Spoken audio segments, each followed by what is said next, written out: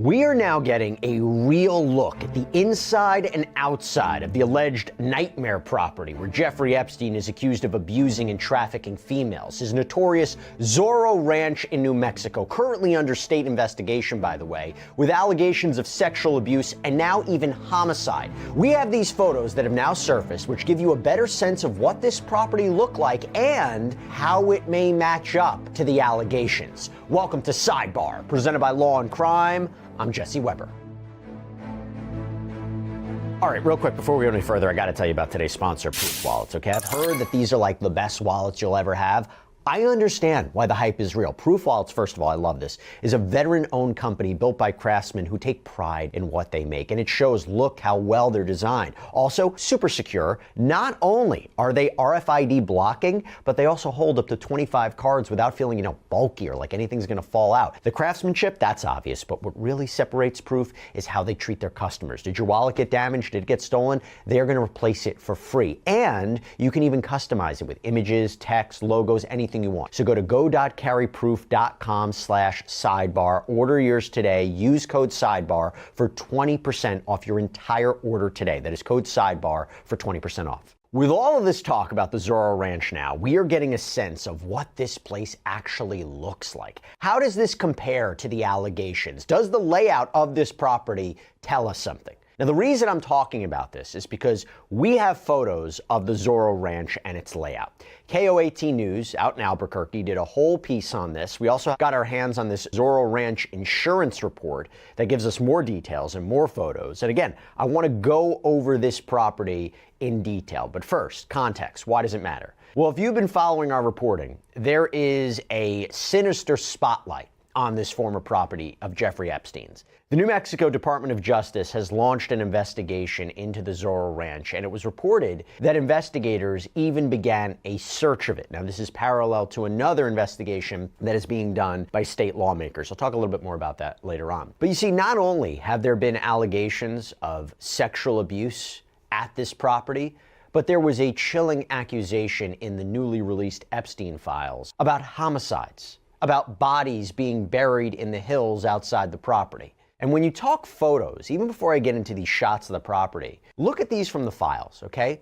Look at how young these females are seemingly on the property. I say females because I don't know the exact age. And I'm going to get more into the accusations in a minute, but look, you have another shot of a young female. Take a closer look at the photos of this 7,600-acre property located 30 miles south of Santa Fe, nestled in this isolated area on the outskirts of Stanley, New Mexico. That seclusion is key here. I'll talk about that more too. But look, you have this picture of the rear view of the house with pillars.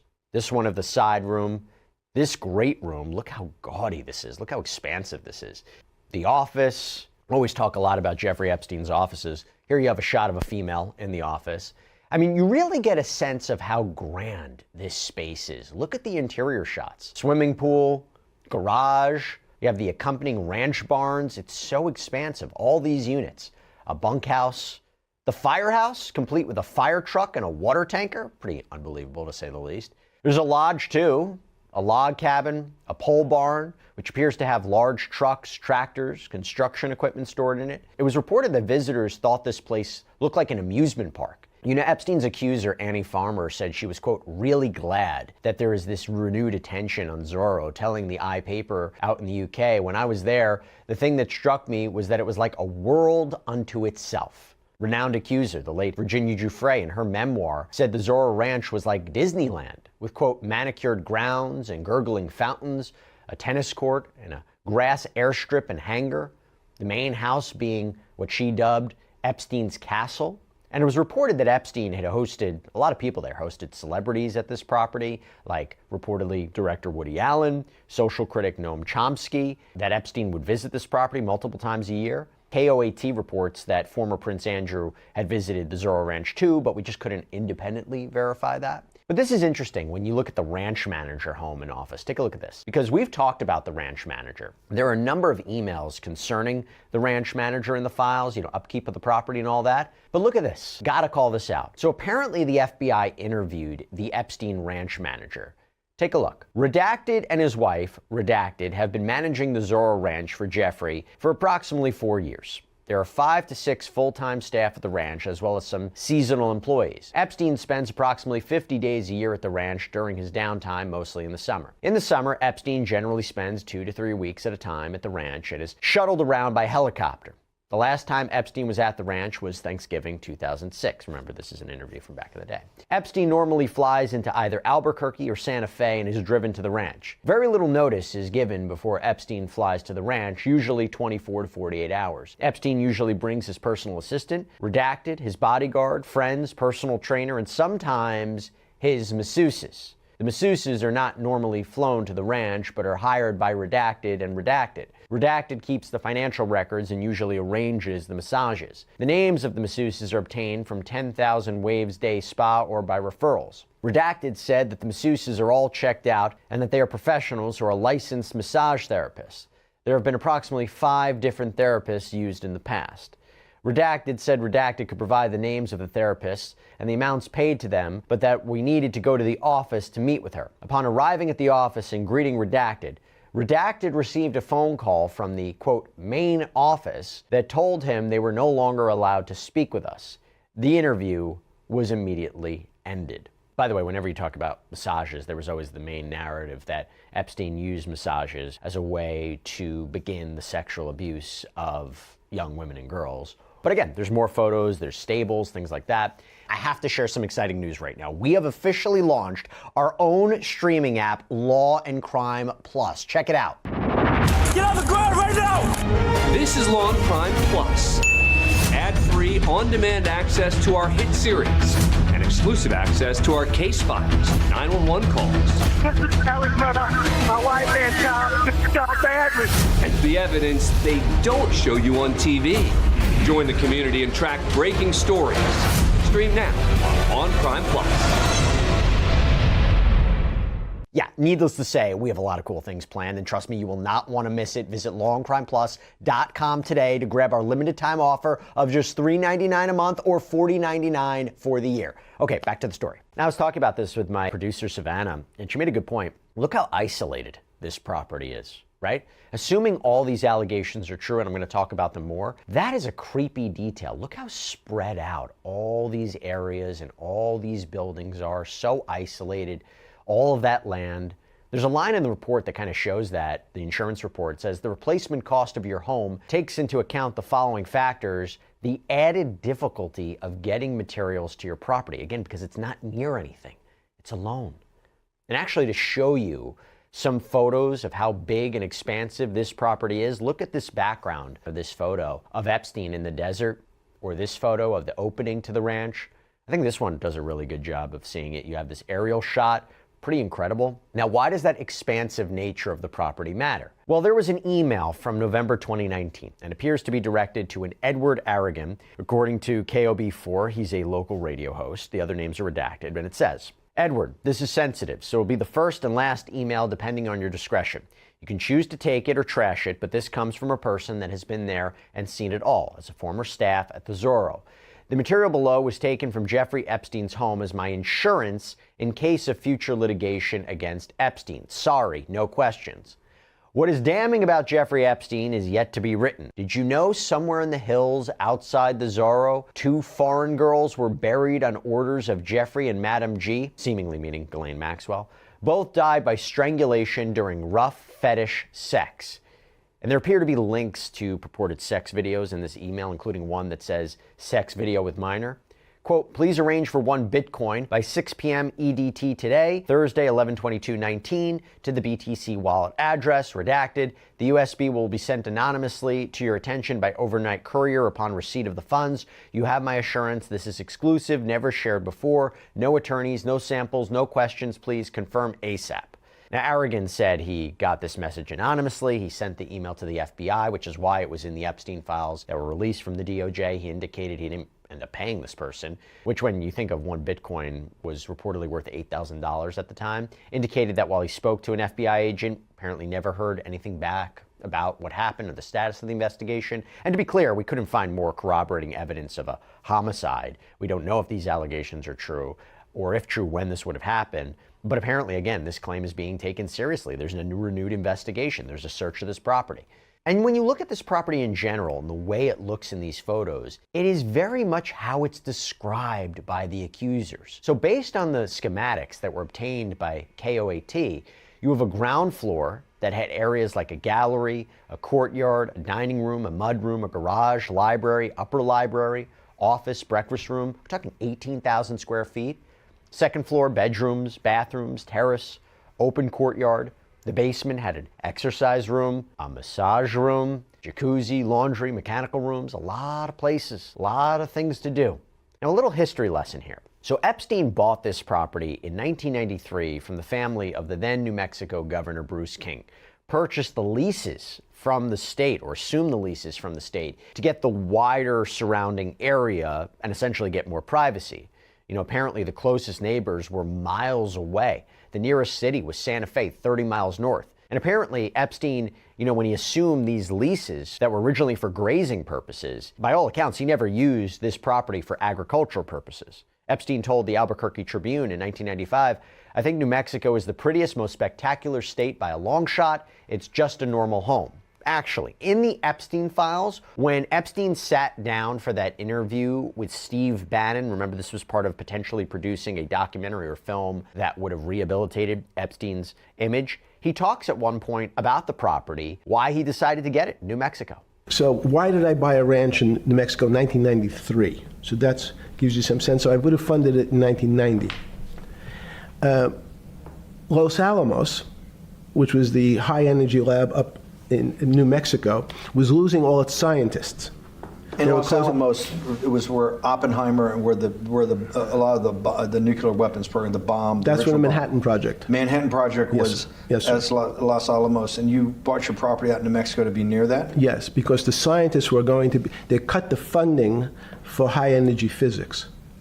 But the people who worked in Los Alamos would still be in the Santa Fe area. I wanted to see if we could build tools so others smarter than me could help investigate it. And that was the beginning of your concept of the Santa Fe Institute? Yes.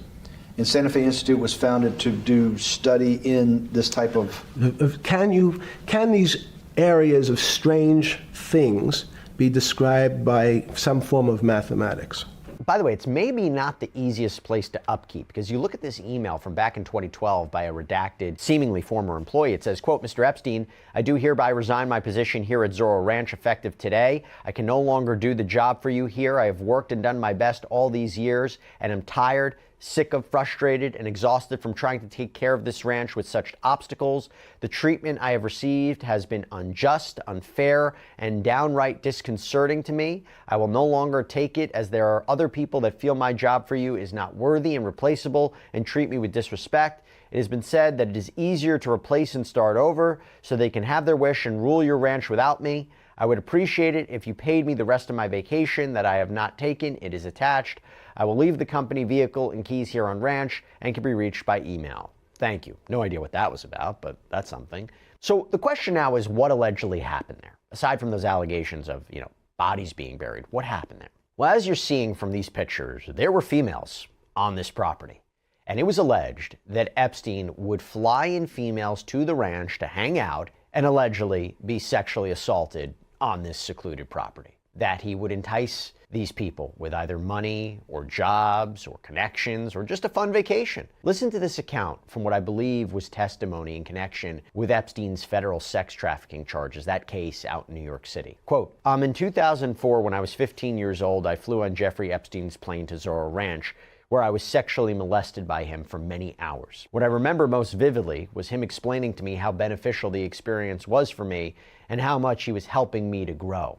I remember feeling so small and powerless, especially after he positioned me by laying me on his floor so that I was confronted by all the framed photographs on his dresser of him smiling with wealthy celebrities and politicians. I first identified with this feeling the night after I was molested by Epstein, when another girl and I took out 2 of his ATVs and raced them across the mesa. I crashed mine and expressed my concern to the other girl of getting in trouble, which she replied to me, "Don't worry, no one gets in trouble for anything here." Now, according to NBC News, at least 10 alleged victims claim that Epstein sexually groomed and abused them at Zorro. You listen to this account from an accuser at Ghislaine Maxwell's criminal trial. Remember, she was convicted of sex trafficking charges and was ultimately sentenced to 20 years in prison. Quote, approximately how old were you when you traveled to New Mexico? 15 or 16? Who went with you on that trip? Jeffrey and Ghislaine. Where did you spend most of your time on the trip to New Mexico with Maxwell and Epstein? At Epstein's house, which was a ranch. What do you remember about the ranch that you visited on that trip? I just remember that it was this giant ranch sort of in the middle of nowhere, and it seemed very empty on the interior, meaning there wasn't really any other people around. When you were at the ranch in New Mexico, where did you spend most of your time? In the guest bedroom that was assigned to me. And she was later asked, during that trip to New Mexico, was your bedroom in the same building as Epstein and Maxwell's bedrooms? Yes. So again, anytime I'm talking about the accounts, remember the photos I just showed you? You do wonder, is that on the second floor, like I mentioned when you look at the schematics? And then it goes on to say, quote, on that trip in New Mexico, was there ever a time when someone came into your room? Yes. Can you describe to the jury what you remember about that? I just remember someone at one point just came into the room and said, Jeffrey wants to see you, and then escorted me to see him. When that person came into your room and told you that he wanted to see you, how did you feel? I just, as usual, felt like my heart sink into my stomach, you know? And why was your heart sinking into your stomach? Because I did not want to go see him. What's the next thing you remember about that? I just remember being led to his bedroom and, the same thing would happen. I mentioned Annie Farmer before, who testified at Maxwell's trial. She said she was taken to that ranch and said, quote, it was a large piece of property in New Mexico, so kind of a desert landscape, and there were different sections, and there was one that had like an old movie set, like a Western movie set on it, and there was a portion where we were staying where there's a small residence. Another experience after we were back at the residence was that it was decided that I would learn how to give Epstein a foot massage. Maxwell wanted to show me how to rub his feet, and so that was something I should learn how to do. And so she sat and held one of his feet and then instructed me to hold his other foot and showed me how to rub it. Where were you when this took place? In the same little area. There was I think it was kind of like a den type room, and yeah. Was this back at the ranch?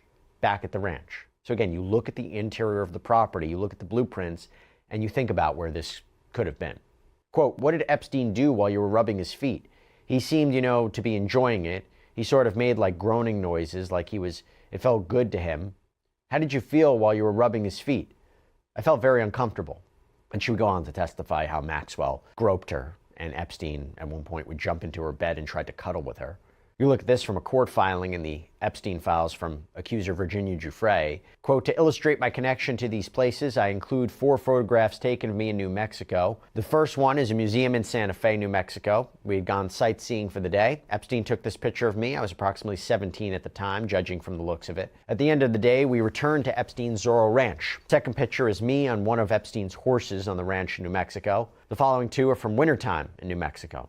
And there are accompanying photos that appear to match up to what we just showed you, accompanied by the following allegation. Quote, I also had sex with Dershowitz at Epstein's Zorro Ranch in New Mexico in the massage room off of the indoor pool area, which was still being painted. Now, Giuffre had claimed multiple times in court paperwork that she had been forced to have sex with Alan Dershowitz, the attorney at Epstein's various properties, but Dershowitz adamantly denied that, actually filed a lawsuit against Giuffre for defamation. They agreed to drop the case. Giuffre had said publicly that she might have been mistaken about whether it was actually Dershowitz. But Giuffre had also claimed at one point that she was sent to New Mexico to have sex with former New Mexico Governor Bill Richardson, and even though he admitted he visited the ranch, he denied those allegations. And also, we can't forget this, that in the Epstein files, there was a disturbing New York Times article from back in 2019 called Jeffrey Epstein Hoped to Seed Human Race with His DNA, which alleged that Epstein told people he wanted to impregnate women and have them give birth to his babies on the Zorro Ranch. That was actually included in the Epstein files release. It was part of the SDNY news clippings. And there was also this material how Epstein had this apparent interest with eugenics. Now, here's the problem. The reporting indicates that there wasn't a full and proper investigation. Remember, Epstein took that sweetheart deal in Florida back in 2008, where he pled guilty to state sex crimes charges involving procuring a minor for prostitution, but he avoided more serious federal charges at the time. And in New Mexico, he was able to successfully fight having to register as a sex offender. This is according to KOAT. And New Mexico apparently didn't even establish a human trafficking law until 2008. No charges have been filed against anybody in connection with the Zorro Ranch. But after Epstein was arrested in 2019 on federal sex trafficking of minors charges in New York City, You had then New Mexico attorney Hector Balderas, who started an investigation into the Zorro Ranch. You had Land Commissioner Stephanie Garcia Richard, who canceled the ranch lease. Garcia Richard had said this land was no doubt used to protect the privacy of Epstein and his co-conspirators. But it would only be a few months after launching that investigation that Balderas was reportedly told by the United States Department of Justice to pause the probe. Balderas told NBC that he was looking into possible connections to different states, identified potential suspects, plural there, suspects, so not just Epstein and Maxwell, that there was apparently evidence of child sex trafficking, that it was being gathered, that there were records being found establishing an illegal enterprise. But the reason he was apparently told to stand down is because the New York prosecutors thought that this probe may interfere with what they were doing. And Balderas said that his office sent a letter to the feds in 2020 requesting that they seize the ranch, that they use the proceeds to pay out the victims, but claims he never got a response back. And Balderas told NBC, quote, "They essentially gutted our ability to aggressively seek justice for victims." Now, the ranch would eventually get sold to Texas businessman and politician Don Huffines in 2023. But now, after the files released from the Epstein Files Transparency Act, we now have two parallel investigations. So one is a truth commission that was set up by New Mexico state lawmakers, and another is an investigation by the New Mexico Department of Justice. So one's kind of a criminal investigation, one is whether or not there needs to be a change in the law. As I mentioned, the property was searched for the first time since, I believe, 2019. And by the way, while the Huffines family had plans to turn this property into a Christian retreat, they were ordered to stop construction at this site in January, and they have announced that they have been fully cooperating with the investigations, including allowing the search on that property. But by the way, at the time of this recording, it's not even clear if they found anything. It's also difficult to say what may be found or used to corroborate the accounts of accusers, considering so many years in the past, what is left there, what forensic material is left there. It's also switched hands. And by the way, in terms of the bodies, I did a whole episode on the difficulties of excavating human remains, what could be there, what evidence could be there. You can go check it out. But KSFR reported that this past weekend, you had State Representative Tara Lujan, who joined protesters who are demanding transparency about this investigation. They were all outside the Zorro Ranch. She said, "My heart is beating outside of me right now, but it's nothing compared to what our victims have gone through and what they continue to go through. We have to change the future. Silence has never served any of us, and it will never serve us." U.S. Representative Melanie Stansbury told the Around the Roundhouse, the New Mexican's political podcast, the allegations at the ranch are serious. We know that girls were trafficked there for decades. He had an air landing strip on the property, and part of his pattern of abuse is that he had girls who traveled with him. They would kind of be companions to him and Ghislaine Maxwell on a regular basis, and so he brought many of those girls to New Mexico. So there you have it, just another aspect to this property. We'll keep a very careful eye on what happens next there. That's all we have for you right now on Sidebar. Thank you so much for joining us. As always, please subscribe on YouTube, Apple Podcasts, Spotify, wherever you should get your podcasts. You can also check us out on NBC's Peacock if you want to follow me, X, Instagram, my News Nation show, Jesse Weber Live, Monday through Friday, 11 p.m. Eastern. I'll see you next time, everybody.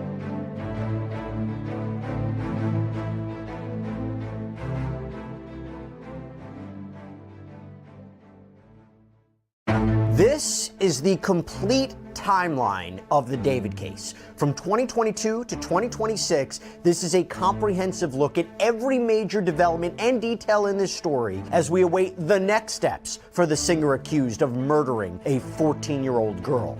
Welcome to Sidebar, presented by Law and Crime. I'm Jesse Weber. All right, real quick before we go any further, I got to tell you about this partner of ours, this app, this sponsor. It is called Upside, and it's amazing because it gets you cash back, extra cash back on everyday purchases like gas, groceries, takeout. So here's what you do.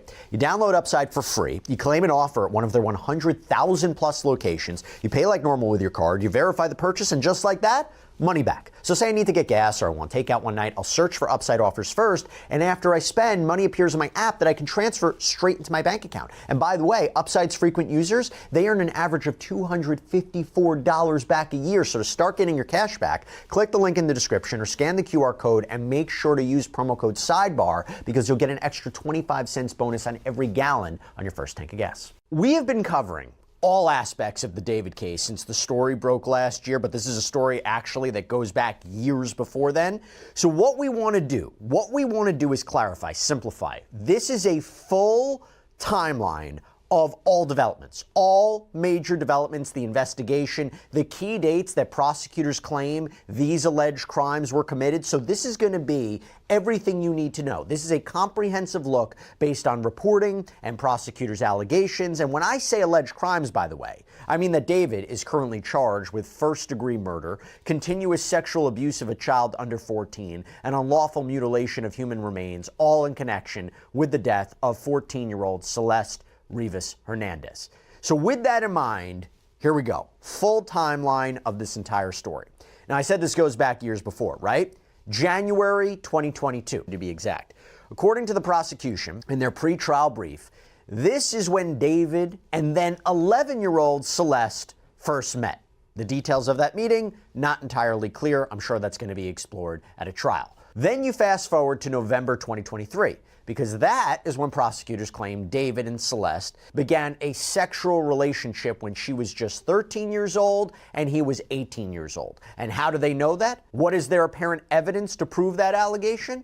You go back to the pretrial brief, it says from the evidence list, quote, the description of photographs depicting the victim naked, as well as while she was engaged with defendant in sexual activity when she was 13. As this evidence constitutes child sexual abuse material, CSAM, the photographs themselves will not be presented. While all possible charges that could be proven were not filed, the CSAM is proof of their ongoing sexual relationship while the victim was 13 and 14 years old. By the way, we did a whole sidebar on what could be the potential defenses for that apparent evidence, and if he takes the stand, what he would say about it, or maybe say about it. Also, we did a sidebar on what potential federal charges could be in the works if you take those allegations. So it's all up on Law and Crime's YouTube channel if you want to check it out. Oh, and by the way, when I mentioned this pretrial brief, it's up on the case file section of the Law and Crime Plus app too, if you want to check out the whole brief. I'm going to talk about it a lot more. But going back to the brief, it also says numerous text messages between defendant and the victim evidencing their sexual relationship, pregnancy, abortion, and use of Plan B emergency contraception. Messages through March 2025 prove defendant continued to manipulate the victim as she messaged, all we do is have sex and just hang out. Man, I want more than that for myself. And these messages, they say, were obtained from defendant's iCloud data. January 2024, according to CNN, Celeste and David appeared together in a Twitch stream. February 2024, that's a key month. You go back to the pretrial brief, it says, quote, detectives learned the victim had been reported missing to the Riverside County Sheriff's Department by her family who live in Lake Elsinore in February and April 2024. RCSD telephonically contacted defendant on February 17, 2024, after they identified a phone number in the victim's phone records that belonged to him. During the call, defendant claimed he had spoken to the victim last on February 13th or 14th, 2024, but stated he was unaware she was a minor or that she had been reported missing. RCSD advised him that Los Angeles Sheriff's Department deputies would be coming to his home. On that day, defendant was living at 804 North Dehaney Place in West Hollywood. RCSD requested that LASD conduct a welfare check at defendant's home. LASD deputies went to defendant's home that night at 8:15 p.m. and informed him the victim was a 13-year-old runaway. Defendant again claimed he was unaware she was a minor and he'd only met the victim once in person in November 2023. However, defendant showed deputies a yearbook photo of the victim he had on his cell phone. Although he claimed to be unaware of where the victim was at the time, she returned home 2 days later. Despite being informed by law enforcement the victim was only 13, defendant continued to pursue her. After the victim returned home in February 2024, her parents took her cell phone away. Defendant drove to Lake Elsinore and paid a junior high school student in the victim's class $1,000 to give the victim a cell phone defendant purchased so they could stay in contact. Throughout 2024, the victim spent a significant amount of time with defendant, including summer weekends at his home in the Hollywood Hills and traveling with him to Las Vegas, London, and Texas to meet his family. So we don't know the exact dates in 2024 that the prosecution alleges this travel or meetings happened, but I'm sure that's going to be explored in a preliminary hearing or a trial. March 19th, 2024. So we talk about the runaway aspect or the apparent runaway aspect of Celeste's life.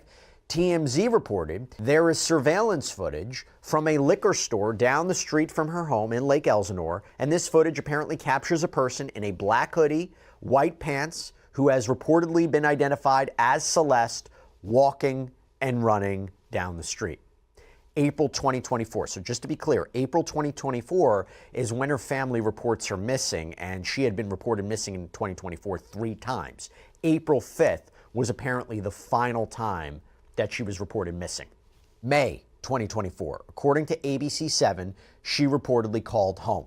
June 2024. According to CNN, she was photographed backstage at one of David's LA shows. September 7th, 2024. Celeste turns 14 years old. September 8th, 2024. TMZ reportedly has video of Celeste engaged in some sort of altercation with people in her Lake Elsinore neighborhood. And by the way, this is going to be a year to the day before her body is found. November 2024, according to the prosecution's pretrial brief, David and Celeste apparently broke up but continue to stay in touch, and they claim the text messages suggest they continued to have sexual relations. January 2nd, 2025, according to Steve Fisher, the private investigator who has been looking into this case from the very beginning, when he was on a prior episode of ours on Sidebar, he said the last photos in their possession that they have of Celeste was January 2nd, 2025. April 22nd, 2025, this is the night before authorities claim, David allegedly killed Celeste. So April 22nd, 2025, the prosecution's brief says that the defendant and the victim engaged in a lengthy argument described in detail in their text messages. The messages revealed the victim's jealousy over defendant's relationships with other women, as defendant led her to believe they had a future together. She became extremely upset and threatened to disclose damaging information about her relationship with defendant to end his career and destroy his life. Defendant's first studio album was due to be released on April 25th, 2025. He had an emerging multi-million-dollar career already in progress. He also had multiple product endorsements, which were highly profitable. April 23rd, 2025. This is the day that prosecutors believe Celeste was killed and all of her cellular activity ceased. That is according to prosecution. And going to their brief, it says, quote, at approximately 8:40 p.m. on April 23rd, 2025, defendant sent an Uber to transport the victim from her Lake Elsinore home to his residence. Uber records showing defendant's transaction where he ordered an Uber to pick up the victim from her Lake Elsinore home and transport her to his residence the night of April 23rd, 2025. They communicated before and during her Uber ride, which dropped her off at defendant's Hollywood Hills home around 10:10 p.m. At approximately 10:30 p.m., defendant sent text messages to the victim inquiring where she was. The people contend this was part of defendant's premeditated plan to cover up the murder, as she was already dead by this time. Knowing he had to silence the victim before she ruined his music career as she had threatened, very soon after the arrival at his home, defendant stabbed the victim to death multiple times and stood by while she bled out. At no time did he call law enforcement or 911 or take her to an emergency room to attempt to save her life. And we talked about this on previous sidebars about how they may be able to prove that, whether there's a witness or surveillance footage, or maybe just the fact that there was no, or apparently no, outgoing call to emergency services. Back to the timeline. Despite knowing she was dead and her family was trying to find her, the evidence will show defendant lied and claimed he didn't know where she was. In fact, defendant drove to Santa Barbara County immediately after the victim died, attempting to dispose of her property and destroy evidence. At approximately 11:30 p.m. on April 23rd, 2025, he drove away from his home as he texted and called the victim's phone asking where she was. Again, these were acts calculated and planned to set up his defense within a very short timeline after the victim's vicious murder. Defendant drove his Tesla north on the 101 freeway to San Marcos Pass Road, SR 154, near Lake Cachuma in Santa Barbara County. He returned home early the following morning on April 24th, 2025, before going to a radio interview for the release of his album that week. He sent 2 additional texts to the victim's phone that day, which obviously went unanswered because she was already dead. On April 24th, 2025, prosecution says, they claim, defendant ordered a shovel from Home Depot that was delivered to his home from Postmates. Also on April 24th, this is according to PI Steve Fisher, he claims the David management team held a Withered album release party in LA at 8 p.m., and he believes that David possibly took a red-eye flight to New York after. April 25th, David releases his debut studio album, Withered. Again, goes back to that alleged financial motive. Think about the timing of when he allegedly killed Celeste. His album's about to be released.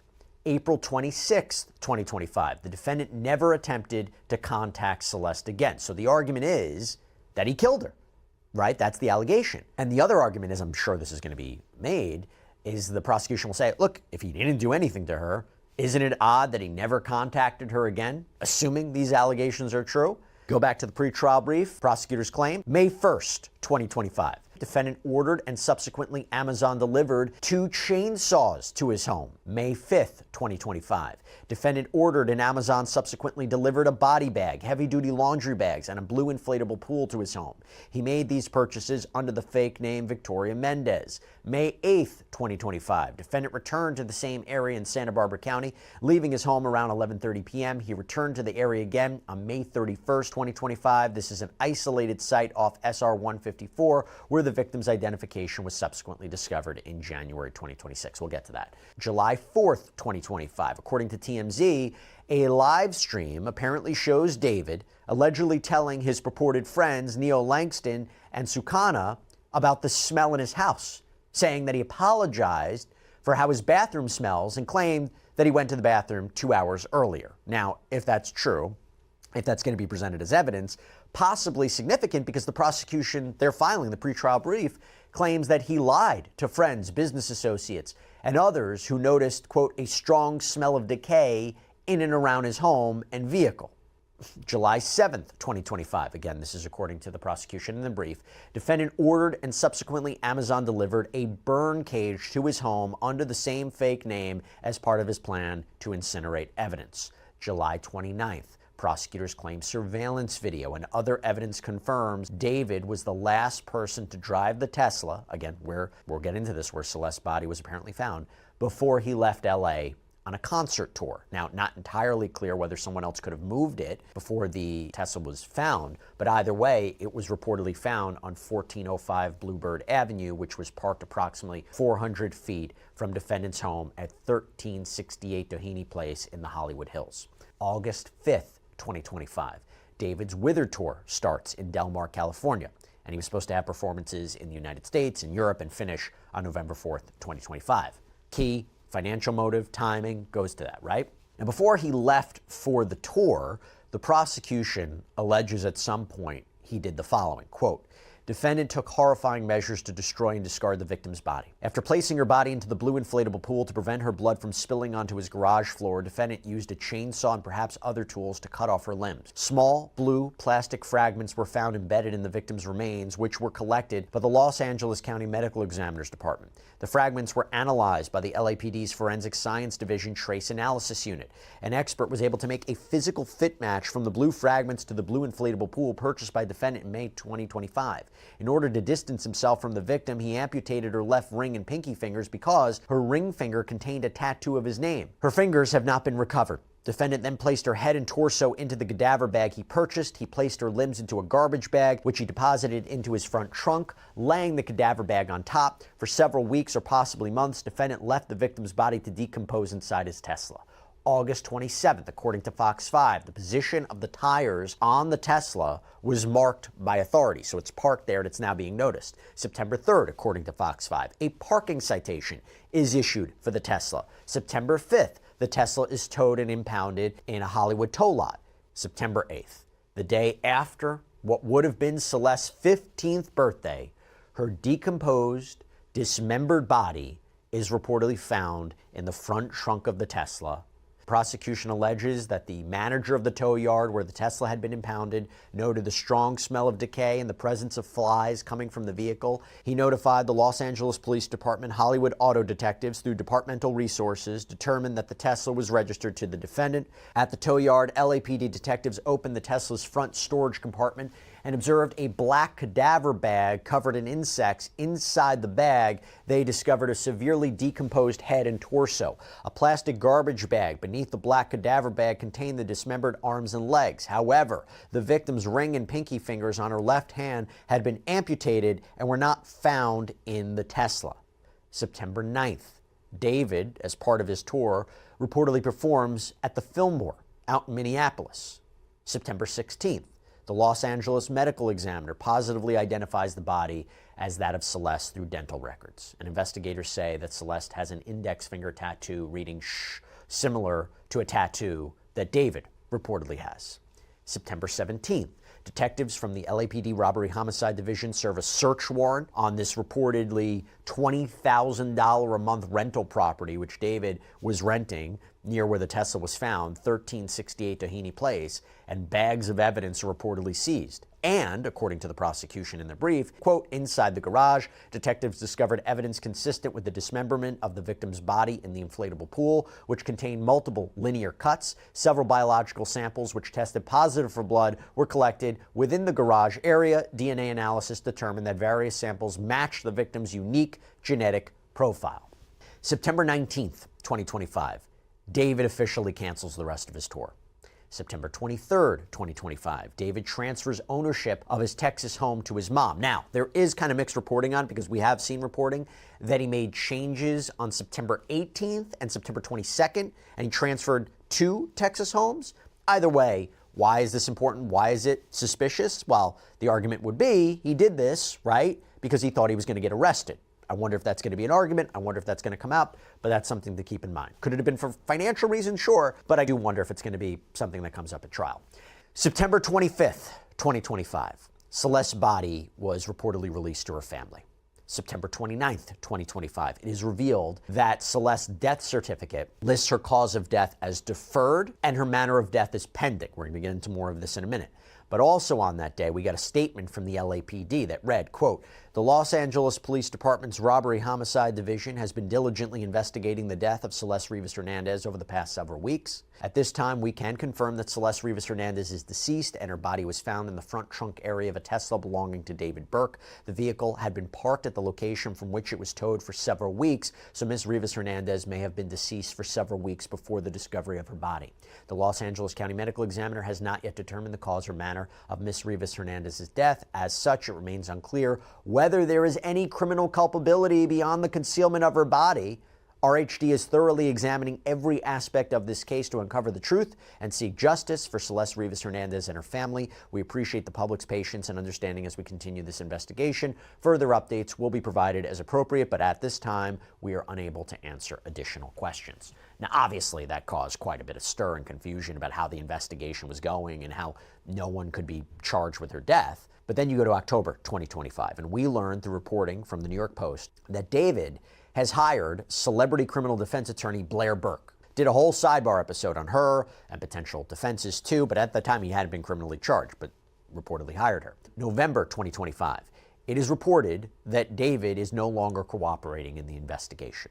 November 21st, 2025. This is when a court orders that the LAPD medical examiner report and information on Celeste's death be sealed, that a security hold is placed to prevent any information from coming out to the media, and that this was petitioned by the LAPD. Now, the chief medical examiner had released a statement that said at 10:54 a.m. on Friday, November 21st, the County of Los Angeles Department of Medical Examiner Department received a court order initiated by the Los Angeles Police Department to place a security hold on medical examiner case number 2025-14252, Celeste Rivas Hernandez. No records or details associated with the case, including the cause and manner of death and medical examiner report, can be released or posted on the website until further notice. In fact, the chief medical examiner, Dr. Ode Okpo, said, as quoted in the press release, the department's mission is to have full transparency with the community by providing information about our cases to empower people to make changes that save lives. Since becoming the department head, I've worked on eradicating the practice of placing security holds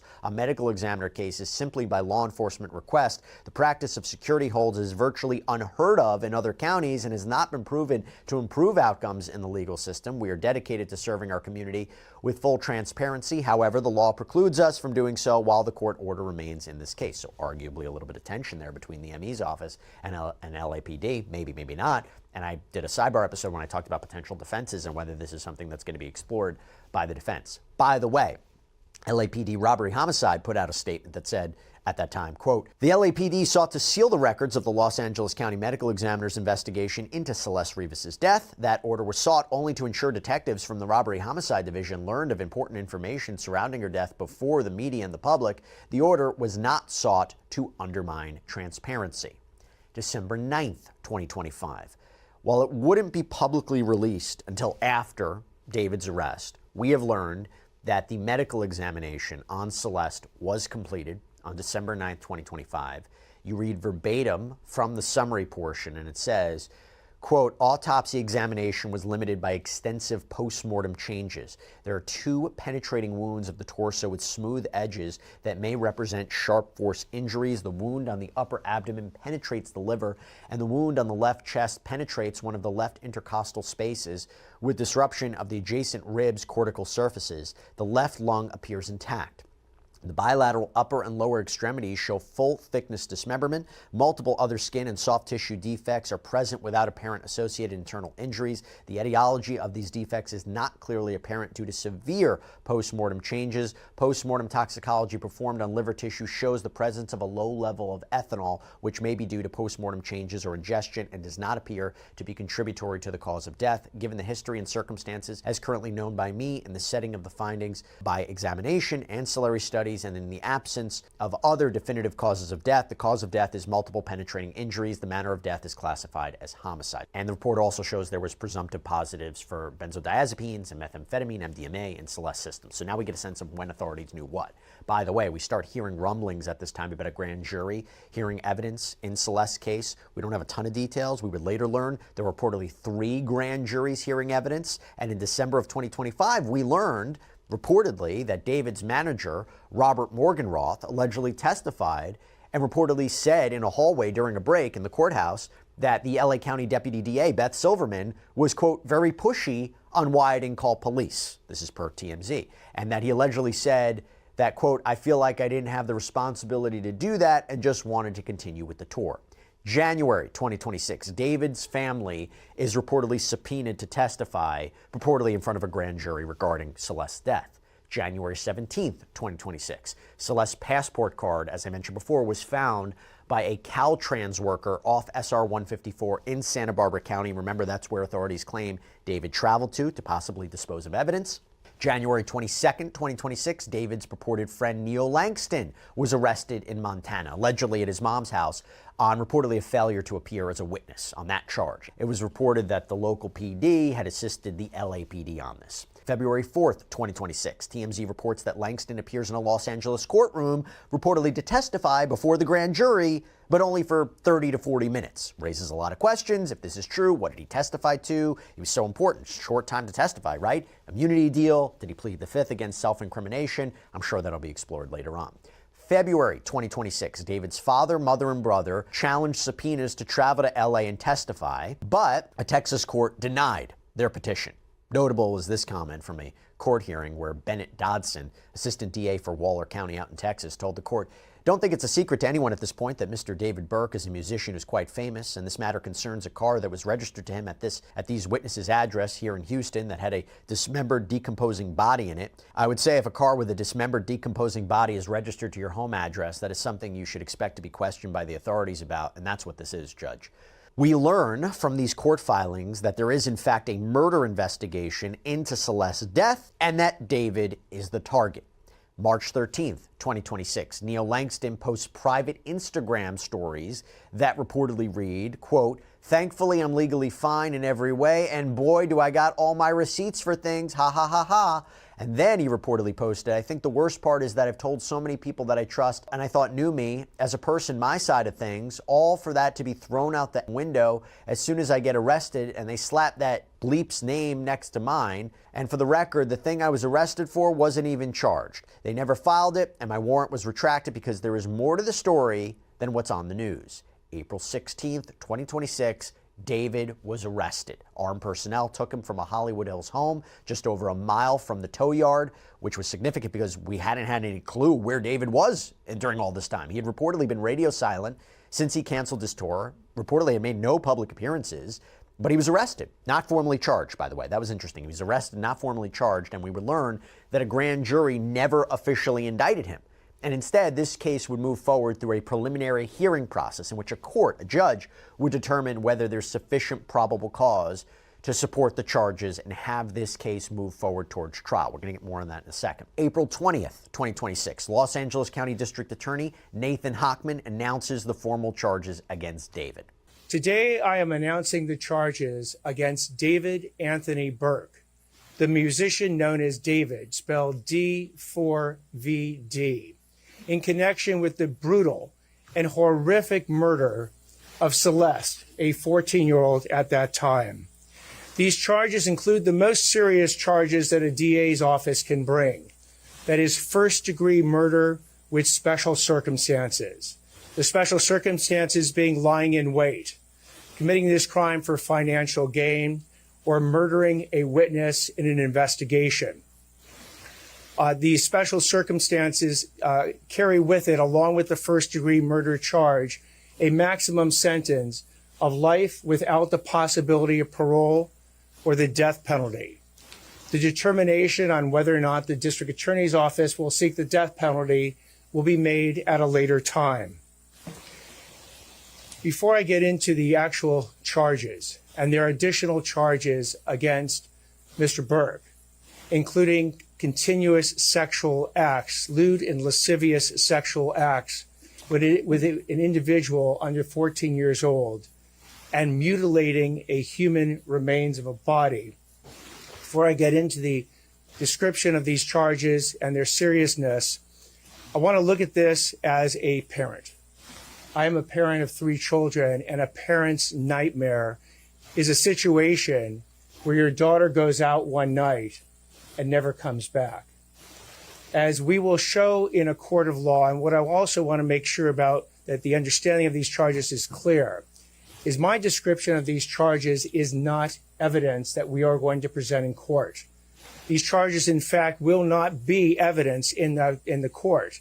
Evidence will be the witness testimony, the documents, and different types of admissible testimony that we will admit into court in the prosecution, and if it leads to the eventual trial of Mr. Burke, to convince a jury of 12 people beyond a reasonable doubt that each and every one of these charges is true, as well as the special allegations and circumstances that have been alleged. Yeah, so the prosecution alleges that David murdered Celeste to keep her quiet, ostensibly about their alleged illegal sexual relationship. And David also appeared in court alongside his attorney Blair Burke and prosecutor Beth Silverman. We believe the actual evidence will show David Burke did not murder Celeste Rivas Hernandez, nor was he the cause of her death. And we would like to be able to have the evidence come into the light of day at the earliest opportunity in order to establish that. Your Honor, as I've indicated to counsel, there's approximately 40 terabytes of discovery in this case. Moreover, in order to obtain the transcripts from a grand jury investigation, counsel has to file a motion. She knows the way the system works. I'm not able to gather those.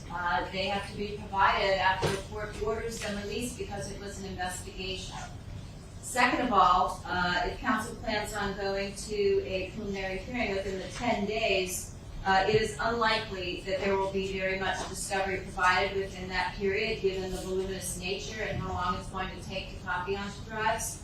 In addition to that, the coroner's report was sealed in this case in order to prevent it from hampering truthful testimony from witnesses that testified at the grand jury. So an order will also have to be obtained in order to get the coroner's department, which is now the medical examiner's department, to release those materials. April 21st, 2026, Celeste's family breaks their silence. They release a statement that says, "We would like to thank the Los Angeles Police Department and the District Attorney's Office for their hard work. We would also like to thank the people of Lake Elsinore for all their support. Celeste was a beautiful, strong girl who loved to sing and dance. Every Friday night was movie night, and we spent wonderful times together. We love her very much, and she always told us that she loved us. We miss her deeply. All we want is justice for Celeste." April 22nd, 2026. Again, the ME report that I mentioned before, that is released, along with a statement from the chief medical examiner that says, "After several months, I'm grateful this information can now be released, not only to the public, but also to the grieving family enduring loss. It is unfathomable they have had to wait this long to learn what happened to their daughter. Transparency of the information contained in our findings and report is essential for empowering the community to make informed changes to effectively reduce fear and allowing the community to take informed action. Making the department's information publicly available is not just about accountability, it is about social justice and prevention. By ensuring access to this information, we strengthen our ability to learn, to act, and ultimately to prevent the next tragic loss of life. I want to extend my gratitude to our partner agencies for taking the necessary step of filing an order with the court to make this disclosure possible." April 23rd, 2026. In a follow-up court hearing, we learned that there was reportedly a, quote, significant amount of child pornography found on David's device or devices. A preliminary hearing is set for May 1st. April 29th, 2026, David's back in court. That is when the prosecution's pretrial brief is released, the one that I've been talking about throughout this episode. The preliminary hearing is now continued, moved to May 26th. April 30th, 2026, the death certificate has been amended to state that it is unclear whether Celeste was pregnant before she died. Although I've talked about this before, there's nothing in the ME's report that suggests necessarily she was pregnant. And if there had been evidence she was pregnant, I gotta believe prosecutors would have jumped on that as proof of the alleged illegal sexual relationship, as motive. I spoke to forensic death investigator Joseph Scott Morgan about this. He suggested that they just had to put this down given the apparent messages regarding pregnancy and abortion and Plan B that I referred to before. May 12th, 2026, the court continues the preliminary hearing now to June 29th. It is essentially an issue of there being a large amount of evidence to review in order to be properly prepared for this hearing where the defense will challenge the prosecution's evidence. A status conference has been set now for June 17th. So there you have it. Full timeline in the David Celeste Rivas Hernandez case. That's all we have for you right now here on Sidebar, everybody. Thank you so much for joining us. And as always, please subscribe on YouTube, Apple Podcasts, Spotify, wherever you should get your podcasts. You can also check us out on NBC's Peacock as well. If you want to follow me, X, Instagram, my News Nation show, Jesse Weber Live, Monday through Friday, 11 p.m. Eastern. I'll see you next time, everybody.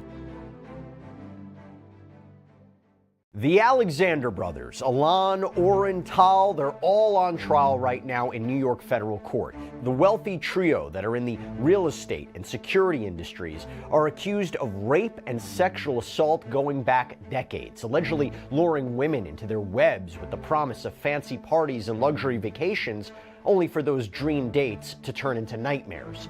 We got our hands on some of the evidence that prosecutors are using to try to convict the brothers of sex trafficking, including text messages from an alleged victim, plus how the brothers reacted when police slapped on the cuffs. Welcome to Sidebar, presented by Law and Crime. I'm Jesse Weber. By the way, I gotta ask, if you're into content creation, if you're putting things out on social media, have you ever wondered how we're able to share so many of these clips on these stories so quickly? We use something called Opus Clip, okay? This is an all-in-one AI editor that makes it so easy to cut, create, and upload videos across any platform. Through AI, Opus Clip generates B-roll, it reframes footage, and it even cleans up audio. It is so easy. You just visit opus.pro/sidebar, you sign up, you upload, and in minutes you have perfectly edited clips ready to go. For TikTok, Shorts, Reels, Opus Clip is your one-stop shop. And having a tool like Opus Clip means that our producers can get you viral courtroom updates instantly. This is the most powerful tool there is to share ideas and edit like a pro. So go to opus.pro/sidebar to get a free week and then 50% off. When the Southern District of New York prosecutors announced charges against the Alexander brothers in December of 2024, the accusations were staggering. Twins Oren, Alon, their older brother Tal, all in their late 30s now, have allegedly been partners in crime since they were in high school more than 20 years ago. And I want to be clear about something before we go further. They are innocent until proven guilty. And even though we're going to go through this evidence, and you may say this is quite damning evidence, I have to make it clear. They have not been convicted at the time of this recording. They're innocent until proven guilty. However, since that time, prosecutors have alleged that they used force, fraud, and coercion to traffic and assault dozens, possibly hundreds of women and girls. That's right. Some of their federal charges are even related to the sexual abuse of a minor. These brothers seem to split their time between New York City and Miami, with Oren and Tal choosing multi-million-dollar real estate deals in both locations. Alon didn't work in real estate. Instead, he was reportedly part of management at their family's security firm. But the New York Times reports that their famous clients included Kim Kardashian, her then-husband Kanye West, as well as Jared Kushner, Ivanka Trump. But it's not just federal charges they're dealing with, because after this trial is over, Oren and Alon face sexual battery charges out in Florida, and all the brothers have been named in at least 24 civil lawsuits. This is according to the Times. Now, investigators say the Alexander brothers used their wealth and their influence, not just as alleged enticement, but also as a tool to bully alleged victims into staying quiet. Federal prosecutors filed several superseding indictments as they reportedly uncovered more information about the Alexander brothers' alleged crimes, including one just days before the trial was set to begin. So in all, the brothers face 12 counts here: conspiracy to commit sex trafficking, 2 counts of sexual exploitation of a minor, 5 counts of sex trafficking by force, fraud, or coercion, sexual abuse by physical incapacitation, aggravated sexual abuse by force or threat or intoxicant, and 2 counts of inducement to travel to engage in unlawful sexual activity. According to the indictment, quote, for well over a decade and at all times relevant to this indictment, Alon Alexander, Oren Alexander, and Tal Alexander, the defendants, worked together and with others known and unknown to repeatedly and violently drug, sexually assault, and rape dozens of victims. At times, the Alexander brothers arranged for these sexual assaults well in advance, using the promise of luxury experiences, travel, and accommodations to lure and entice women to locations where they were then forcibly raped or sexually assaulted, sometimes by multiple men, including one or more of the Alexander brothers. Other times, the Alexander brothers encountered and chose their victims by chance. Often, the Alexander brothers drugged their victims before assaulting them, preventing them from fighting back or escaping. Now, these brothers, Tal, Oren, and Alon, have all pleaded not guilty. They have denied all of the allegations against them. Now, as the prosecution expects to wrap up its case and then pass the baton over to the defense, we're going to take a closer look at what happened when the twins were arrested, as well as some of the evidence and the testimony that was presented so far. There are no cameras in federal court, so we're going to do our best to kind of illustrate what's been happening. So the twins, Alon and Oren, were taken into custody in Miami around 6 in the morning on December 12, 2024, and they've been locked up ever since. Take a look.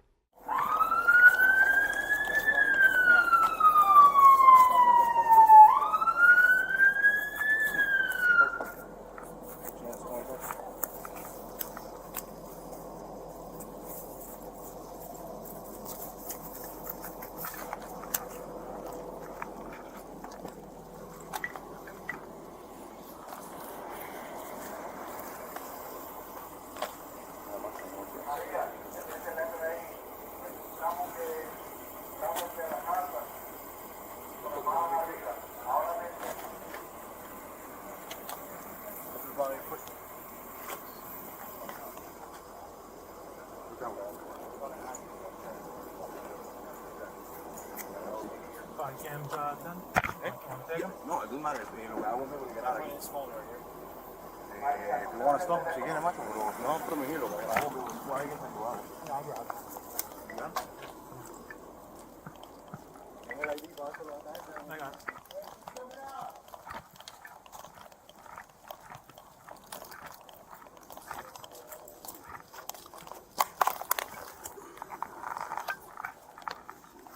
ID and phone.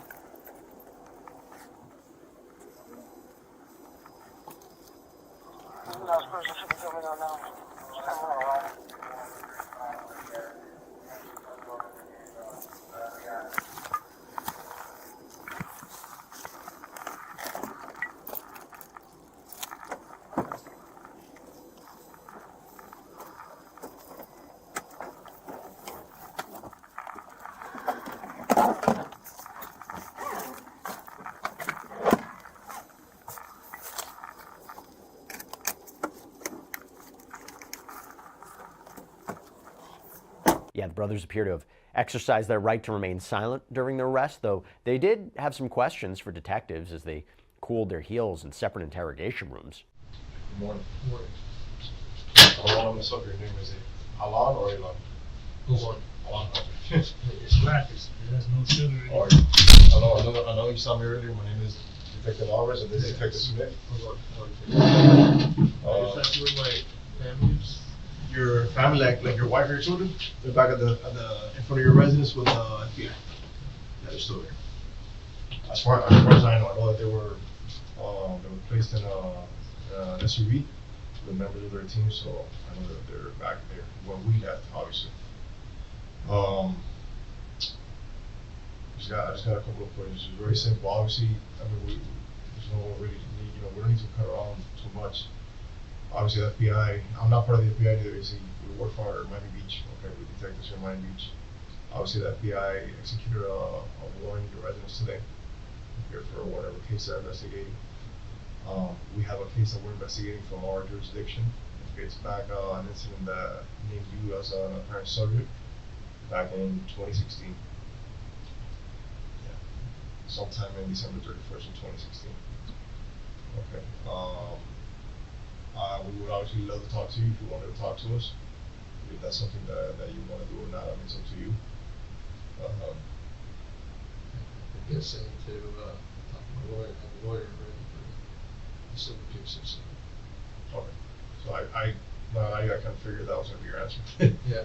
I do understand that you guys are, you and your family members and what have you, maybe facing some sort of civil issues or what have you. So obviously you say that you do have a lawyer and you do want a representation, correct? Yes. Okay. So I'm not even going to read you your rights or anything like that, because at the end of the day, we're not even going to get to question or anything, and at the end of the day, everything's being recorded, okay? Do you have any questions for me that I could answer for you? As far as I can answer, yeah. obviously. You can tell me what anything's about it, I'd like to know what's going on. Well, obviously, just so you do know, what I will tell you is that I cannot give you any details, because obviously you chose to not speak to us, obviously, which is your right, of course. But on today's date, from our jurisdiction, at least, you will be arrested. Okay, you're gonna be charged with a sexual battery, and there's an arrest warrant that was placed into the system just on this date. Okay, today's Wednesday, if I'm not mistaken, so it was placed in the system. For which incident? December 31st, 2016. I can't give you any more details because we don't want to talk to us, so I can't give you any more details on that. Okay, it's an allegation made by a young lady, incident that took place on that time or on that day. And we sought arrest warrants for you and your brother for that specific case, and they were granted by the judge. For an incident that occurred here? Yeah, our jurisdiction, correct.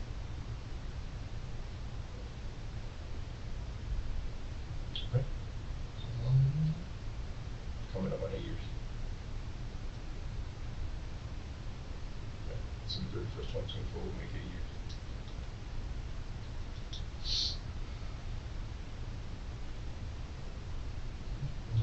Can't share any more information about it.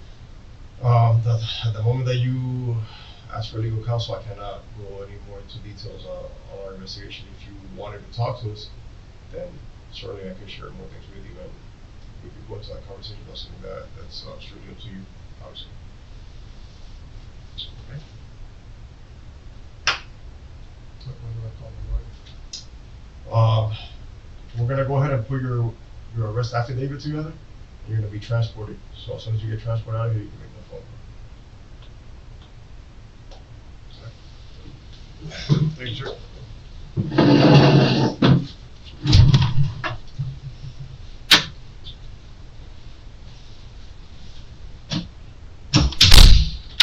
Now, it's a little hard to hear, but Alon seems to ask what specific incident he's being charged for, and the officers tell him that it's connected to something that happened on New Year's Eve in 2016, but he can't say any more since Alon has invoked his right to counsel. They have to stop talking to him. And as he waited in the interview room for more than 2 hours, there were several times when it appears that Alon kind of fell asleep in his chair before stretching and getting up to walk around the room, at one point even looking directly into the camera that's monitoring him. Can I use the bathroom? Bathroom?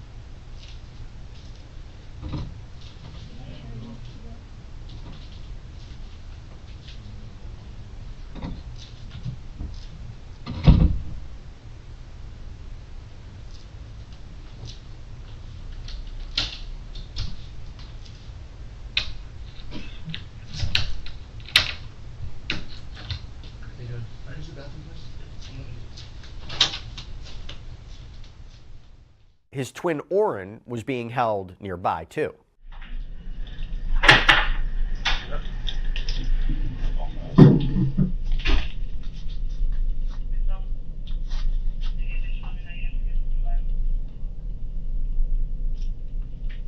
Lean forward.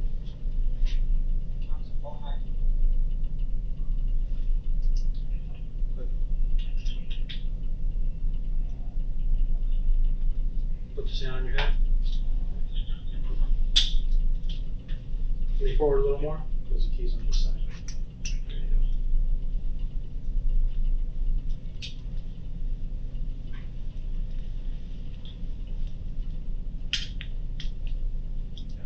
Have a seat. Need anything? Some water? Oren also appeared to get in a bit of a nap before a detective team comes to speak with him as well. And he's concerned for himself, but he also has questions about his wife. Oren? Yes. Hi, I'm Jessica. Hi, my partner Ashley. Do you want water or coffee or anything? Maybe coffee. Hot water? Hot water? Yeah. Water? Oh, that's my camera. Okay. I'll be right back. Obviously, as you're aware, the FBI is conducting their own investigation at your residence. I don't have anything to do with that. I'm actually here to speak to you about allegations that were made against you some time ago. So if that's something that you want to speak to me about, we can obviously move forward. So you're not involved with the FBI? You're not? No. So the FBI? I can't speak on what they have because I don't work with the FBI. I'm with Miami Beach Police Department, so that is completely separate. I am investigating something that happened in our jurisdiction, and by our, I mean Miami Beach. When? It was going to be some time ago, an incident that took place in 2017. Where? Well, I have to first see if you want to get into it with me. I would have to read you, your rights, so we can get into details. But again, it's your prerogative. I'm not going to speak without my attorney. Okay, I completely understand that. Do you have any questions for me? Obviously not related to the case because you said that you want legal counsel, so. Yeah, where's my wife? I believe, again, since Yeah. I believe she remained at the residence. I know she's very much pregnant, Okay. so I from what I saw, they are completely treating her, as a friend, very pregnant woman. And my understanding is she and her mother-in-law, I'm assuming that's who that was, I'm not entirely sure. But I did see them, I saw them there and they were fine. Okay. Okay? So I just want to confirm that you do not wish to speak to me without an attorney. Correct. Okay, that's perfectly fine. I will be removing my camera. Here's your hot water. If you need anything, just give a knock, okay? Thank you. You're So, welcome. we're gonna speak to the FBI? I don't know. Not from my understanding, no. I don't know how that's gonna develop. Again, I don't. Do we know why I'm being arrested? No, I can't speak to you about anything. Since you don't want to talk to me, I can't talk to you about this. I know, I'm just asking why I'm being arrested. We can't really discuss. Like, so if you wanted to speak to me, then I'd have to read the Miranda, and then we could go into detail. But since we're not doing that, I can't really do that. Okay? But am I being arrested by Miami Beach Yes. Police Department? Mhm. So I'm not being arrested by FBI? Like I said, FBI has an entirely different thing that I'm uninvolved in. So I cannot speak. I do not know. I am 100% not involved in the FBI's investigation because I'm not FBI. Okay. I'm just Miami Beach. Okay? Okay. Alrighty. Thank you. Yeah, Oren's wife's pregnancy came up again at a bond hearing. This. Your Honor, my wife is 9 months pregnant, due any day now with our first child. Her family's in Brazil. She's counting on me to be with her during labor. And because it's considered a dangerous crime, I'm required to hold you with no bond. There's also a federal hold judge. He does, Your Honor. He has a hold. Bond was denied, by the way. Now, at one point, one of the detectives came back to the interview room to ask Oren about his attorney. Hey, do you know your attorney's name off the top of your head, or any of his information off the top of your head? I'm not sure which attorney would be working with. Okay. We have an attorney in New York. Isabel Kirshner. Is the one? Can you spell it? Isabel Kirshner. Isabel Kirshner. Correct. K. IRSR. CS or CH? Like SCH maybe? Could be. Maybe. Isabel Kirchner, and she's out of New York? Correct. Do you have another one that you might think of? I'm not sure which one we were working with locally. Okay, thank you. Can I ask you a question? Sure. Am I under arrest? Yes. And for what? Well, remember, you didn't want to talk to me, so I can't talk to you. You can't tell me what I'm under arrest for? If we wanted to sit down and discuss the cases, yes, but you told me you didn't want to speak to me without legal counsel, and I respect that, so. I mean, I'm happy for you to tell me why I'm being what I'm being arrested for. Again, I would go into details, but since you don't want to speak to me without legal counsel, I'm not going to get into it with you, okay? And I would say in an eerie similarity to his twin, Oren also gets up to walk around the room and request a bathroom break.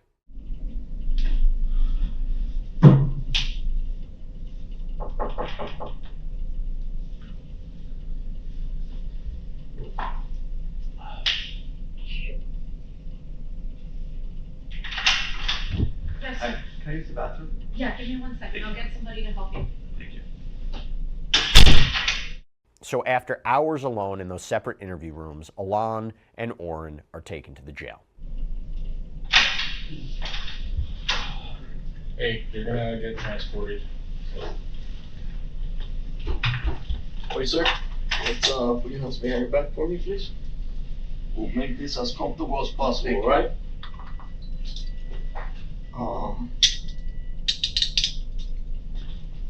Stay with me. Hold on. See? Keep your thumbs up and your palms outwards, like that, yeah. So that is comfortable, all right? That's it.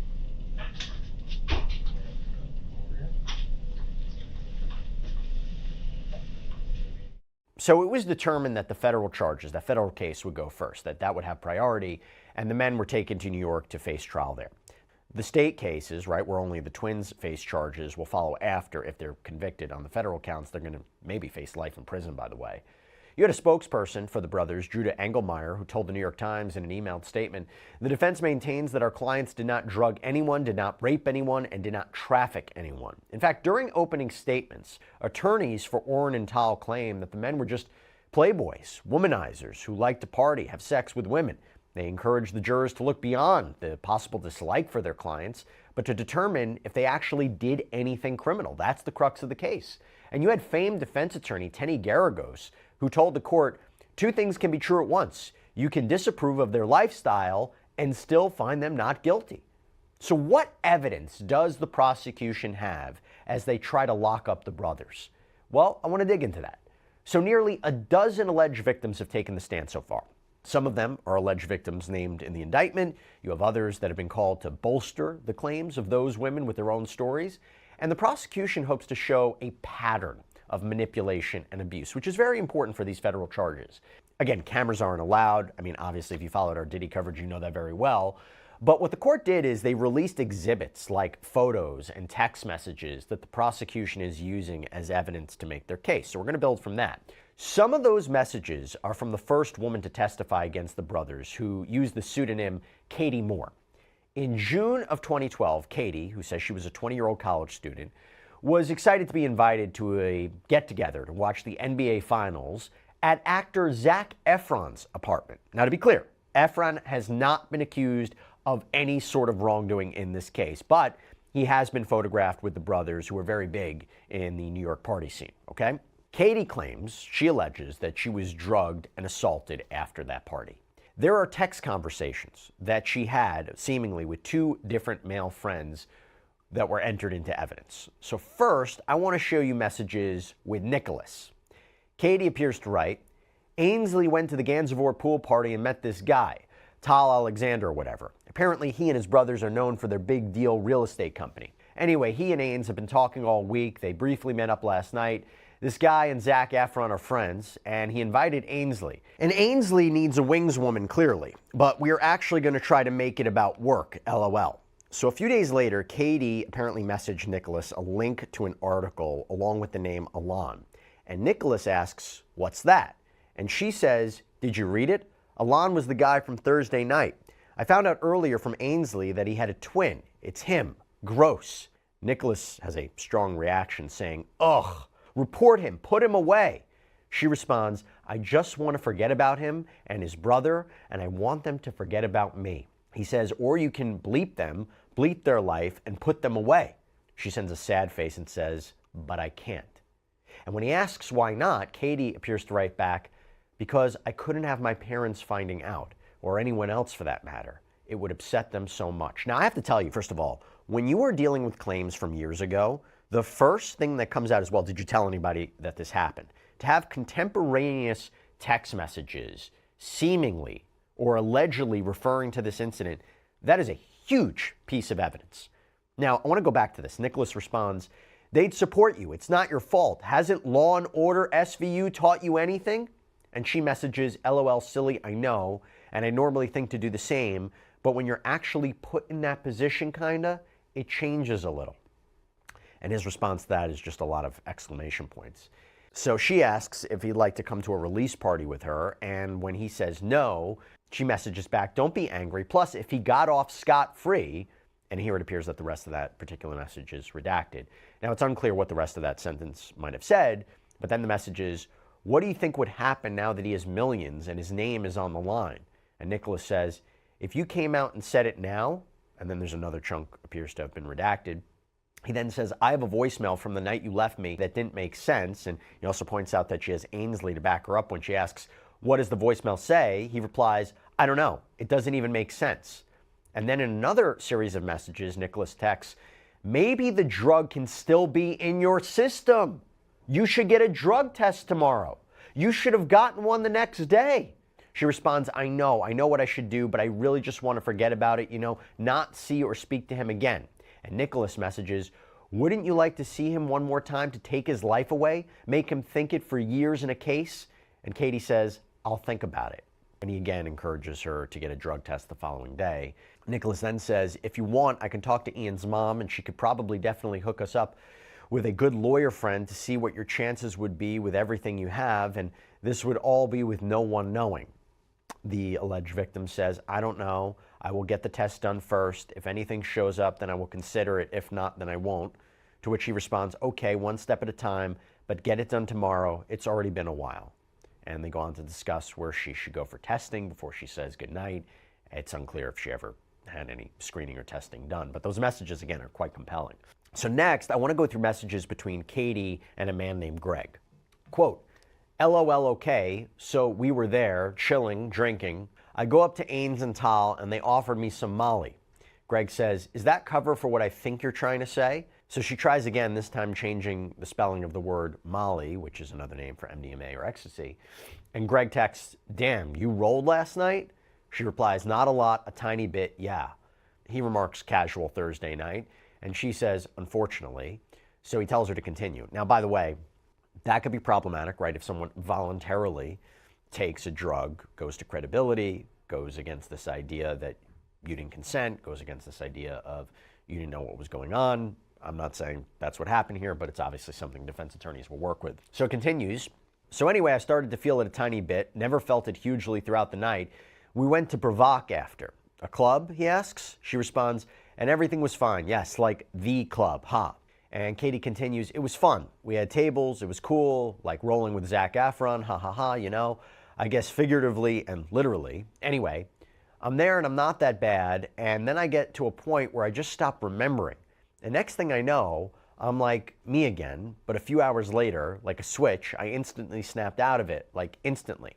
And Greg says, that's not really how Molly works, I don't think. And she says, right, I don't know. Anyway, I'm in one of the brothers' beds, naked, and I'm trying to leave, but he wouldn't let me, like pushing me down every time I tried to get up. Greg says, WTF, did he hurt you? And she says, yeah, it was bad. Like there was a point when I was crying, telling him to stop, but he wouldn't. So how'd you leave? This is what Greg asks. She responds, he fell asleep, such an asshole, and I leave and I have no idea where the hell I am. So I was just walking near like Canal Street, methinks. And he tells her she should have called him, and she responds that she called Nick. Remember, Nick said he got a voicemail from her that made no sense. Greg asks, did you hook up with the kid? And Katie responds, yeah. I was like, I don't want to have sex with you. And he's like, you already did. He asks, do you think they slipped you something? Molly doesn't make you black out like that. He responds, I know. I don't know what could have happened. Maybe with the alcohol I reacted weirdly to it, but thing is, I just snapped out of it so suddenly, literally like a switch. Greg says, that's not normal. And she responds, so yes, that's why I'm acting weird. I feel weird. By the way, this could go to why she maybe didn't want to report this, face questions of what happened that night. Maybe she was concerned about the blame being put on her. But Greg asks if she told Nick everything, and she responds, I'm not sure what parts I told him. I was freaking out, just so confused. He knows the gist of it, though. And then when he asks if Ainsley knows, she responds, she didn't realize what was happening, but she knows now, LOL. She came over this morning because I called her. I wanted to die this morning. Anyway, keep that on the DL, please, meaning down low. And he responds, obviously. Now, in another text message, Katie says she hasn't spoken to Elliot since Thursday. It's unclear who Elliot is, but context in the messages suggests he may be the alleged victim's roommate. But Greg texts, well, she may have an idea about what happened when you went to Zac Efron's because she read our conversation, which is still dumbfounding me that she did that. Katie responds, she just read about bruises and hand marks. She continues, I'm sure she thinks something went wrong. I mean, I crawled on top of my bed at like 5:30 a.m., didn't change or anything, just in a fetal position, LOL. A few weeks later, in July, Katie texts Greg again, quote, I'm going to an event tonight at Olive's for work, and Alexander Brothers will be there. Greg says, don't go. She responds, I told him a few days ago I'd go. I'm working it. Say you don't feel well, he suggests. Katie says, we'll eat and drink and stuff, mingle with young professionals, take pictures, etc. When he says, doesn't sound that worth it, she responds, see, the thing is I don't want this to keep me from doing things that I want to do. Later in the text thread, she says, I want to face him too. Katie continues, I think I'm going to go. It's just annoying that they will be there. Greg says, are you going to say something? You don't want to even cause a scene at the event. She responds, of course not. I'll avoid him unless he comes up to me. Then I'll be cold. She also indicates that her friend Ainsley will be there with her. And it's just really chilling stuff to see in writing, allegedly right after this purported attack. But I will tell you on the stand, this is according to reporting from NBC New York, Katie testified that she remembered being at the club, then woke up on a bed in an apartment that she didn't recognize. She testified, quote, the next thing I remember is coming to instantly like a switch, and I was laying naked across a bed with Alon standing over me, who was naked as well. In that moment, I had no idea what happened. I said, I don't want to have sex with you, and he said, you already did. That was incredibly overwhelming. Everything came crashing down on me. And she claims at that point that Alon laughed in her face before sexually assaulting her again. She also testified that Tal at one point entered the room but seemed, quote, super nonchalant, didn't do anything to help her. There was another woman who testified on behalf of the prosecution. Avashan Bojnud claims she witnessed an unidentified woman being raped by Tal and one of the twins at a home in the Hamptons back in May of 2009. She says she saw Tal, quote, dragging the woman who was, quote, not walking on her own to the pool area. She testified that she heard the woman screaming and asking people to stop as she was raped in the hot tub. The witness testified that she was terrified to intervene, but did write messages in eyeliner on the brothers' bedroom doors, with one saying rapist and another saying you need to apologize. Photos of those messages, by the way, were shown to the jury. And she admitted she didn't call 911 and said she had been warned by a mutual friend that the Alexander brothers were very powerful. Another witness, using the pseudonym Isa Brooks, testified earlier this month that she was raped by 4 men, including Tal, Alon, that this was at a Memorial Day party when she was just 16 years old. Other witnesses spoke about believing they'd been given drinks spiked with drugs and allegedly losing control of their bodies, only to be sexually assaulted by one or more of the brothers. Prosecutors also introduced some of the men's text messages into the record, which seemed to show them communicating about purchasing various types of drugs, which they would refer to as party favors. So the question now is, what route could the brothers' defense attorneys take when it's their turn to present evidence and call witnesses, right? Well, I'll tell you, we have gotten a pretty good idea from the cross-examination that they've done so far of alleged victims, questioning their recollections and accusing them of trying to extort the wealthy Alexander brothers. But some of the witnesses have pushed back on that. There was a woman named Malin Garrett, who has also filed a civil lawsuit, says She was raped by Alon in Aspen in 2017 when she was just 17 years old. Now, the defense pointed to her push for money damages as a money grab, right? Point to the civil lawsuit. But the New York Times reports that Garrett testified that her father is a billionaire, so she doesn't need the money. And she claims she sued them because, quote, they took something from me that I didn't really want to give. And now I want to take something from them that I know they don't really want to give. There was another alleged victim, Lindsay Ackrey, claims Tal raped her at a home in the Hamptons. She testified that she decided to sue when she heard that one of the defense attorneys had called the accusers gold diggers and con artists. The Times reports she told the court, to do that to women who came forward with sexual assault is cruel and horrible. And she says if she does win any damages as part of her lawsuit, she hopes to set up a foundation to help victims. One of the first women to file a civil lawsuit against the Alexander brothers was Kate Whiteman, who said she met the twins at a nightclub in Manhattan in 2012. And she claimed that they forced her into a waiting SUV and took her to a mansion called Sir Ivan's Castle, where she was allegedly assaulted. But here's the thing. In an unexpected and very sad twist, Whiteman is not going to be testifying in the federal trial or any trial at all. She was found dead in Australia last year. The Guardian reports that authorities in New South Wales called the death non-suspicious. It's just sad nonetheless thinking about this. So look, it's being reported that prosecutors are expected to wrap up their case soon, and then it's going to be up to the defense attorneys for all three men to take the reins. We will continue to update you on the biggest developments in that case and let you know what ends up happening. That's all we have for you right now here on Sidebar, everybody. Thank you so much for joining us. And as always, please subscribe on YouTube, Apple Podcasts, Spotify, wherever you get your podcasts. We're also up on NBC's Peacock as well. If you want to follow me, X, Instagram, my News Nation show, Jesse Weber Live, Monday through Friday, 11 p.m. Eastern. I'll see you next time, everybody.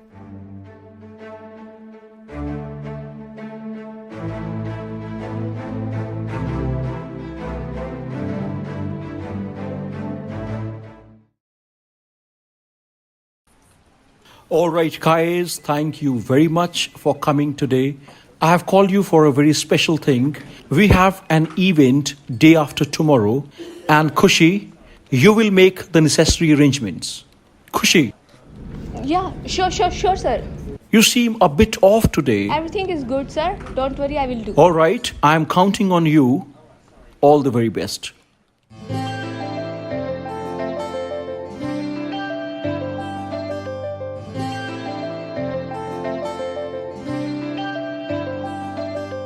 ਕੱਲ ਰਾਤੀ ਰੋਈਆਂ ਮੈਂ ਤੇਰੇ ਕਰਕੇ ਸੁਣਿਆ ਏ ਤੂੰ ਵੀ ਰੋਇਆ ਮੇਰੇ ਕਰਕੇ ਕੁੜੀਆਂ ਚ ਲੜਾ ਮੈਂ ਵੀ ਤੇਰੇ ਕਰਕੇ ਮੁੰਡਿਆਂ ਚ ਅੜੇ ਤੂੰ ਵੀ ਮੇਰੇ ਕਰਕੇ ਮੈਂ ਨਾ ਪਿਆਰ ਕਰਾਂ ਮੈਂ ਨਾ ਪਿਆਰ ਕਰਾਂ ਕਿਉਂ ਨਖਰੇ ਦੇ ਦਿਖਾਵੇਂ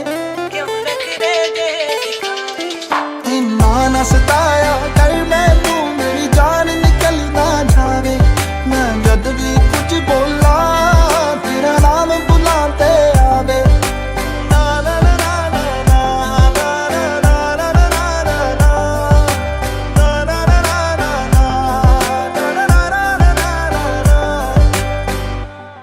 ਪੁੱਛਦੀ ਮੈਂ ਤੈਨੂੰ ਮੈਨੂੰ ਸੱਚ ਸੱਚ ਦੱਸੀ ਵੇ ਇੱਕ ਵੀ ਨਾ ਗੱਲ ਵੇ ਤੂੰ ਦਿਲ ਵਿੱਚ ਰੱਖੀ ਵੇ ਦੁਨੀਆ ਨਹੀਂ ਚਾਹੁੰਦੀ ਵੇ ਤੇਰਾ ਮੇਰਾ ਪਿਆਰ ਵੇ ਸੁਣ ਮੇਰੀ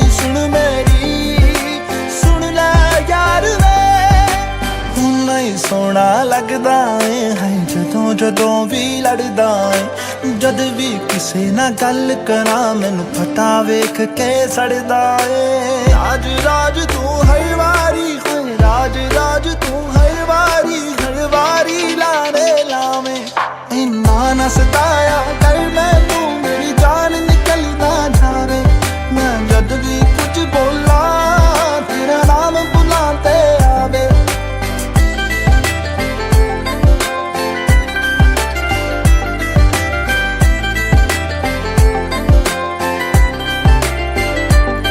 ਸਾਰਾ ਦਿਨ ਬਿਜ਼ੀ ਰਹਿਣਾ ਏ ਤੂੰ ਯਾਰਾਂ ਦੇ ਨਾਲ ਬਹਿਣਾ ਏ ਤੇਰੀ ਦੂਰੀ ਤੇ ਮਜਬੂਰੀ ਦਿਲ ਮੇਰਾ ਏ ਸਹਿੰਦਾ ਏ ਕਿੱਥੇ ਜਾਵਾਂ ਨਾ ਜਾਵਾਂ ਹਰ ਇੱਕ ਗੱਲ ਮੈਂ ਪੁੱਛ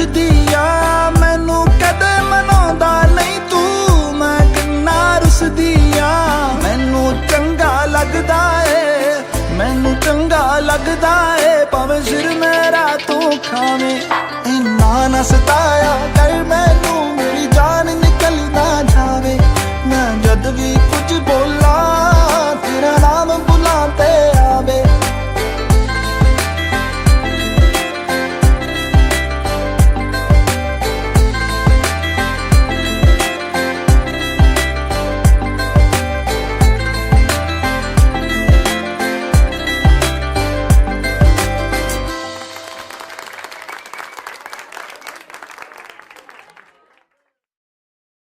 हे गाइस, तो अभी आपने हमारा दुनिया सॉन्ग देखा, सो प्लीज कमेंट करके बताना कि आपको सॉन्ग कैसा लगा। एंड हाँ, वीडियो को लाइक करना, जाने से पहले रिपल म्यूजिक स्टूडियोज के चैनल को सब्सक्राइब कर लेना। Thank you, bye bye everyone.